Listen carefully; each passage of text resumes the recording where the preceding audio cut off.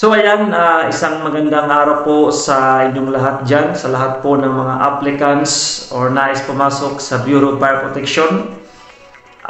Heads up na po tayo sapagkat meron na po tayong regular quota or hiring this year 2024. So kung inyo pong titignan yung mga FB page, Facebook page ng inyong bawat region, ay meron na po itong, nag-post po ito ng quota or ng announcement of hiring or vacancies for the position of Fire Officer 1.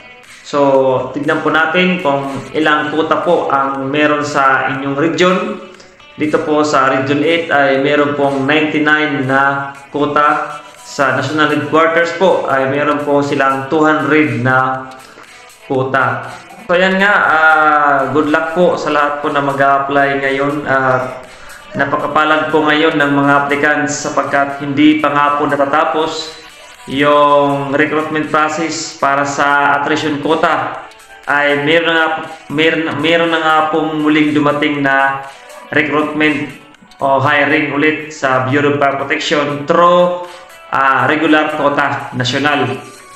So ayan, so kung ikaw ay hindi ka nakapasok o hindi ka na-hire sa attrition quota, pwede po tayong mag-apply, re-apply ulit para sa national quota.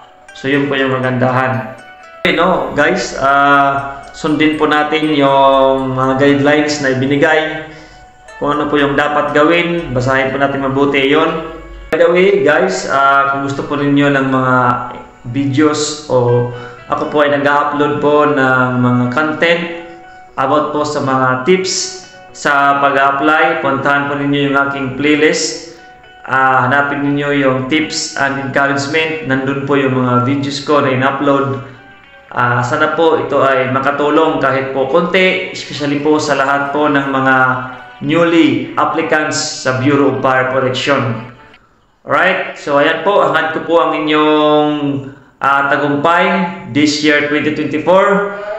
So, dalangin ko rin na this coming July 1 ay kayo po ay makasama sa magtitikot bilang isang bagong bombero dito sa ating bansang Pilipinas. So ayan, huwag po tayong sumuko, laban lang. Alam ko pong mahirap, magastos, pero ganun po talaga yung process. So kailangan po nating magastos. Tayo po ay may stress, tayo po ay magugutom, tayo po ay mapapagod. So, dito po ay i-measure kung gaano po tayo katibay o kaseryoso sa ating pag-apply. Po muli, good luck po sa inyong lahat. Laban lang po sa ating mga pangarap na nais maabot sa ating buhay.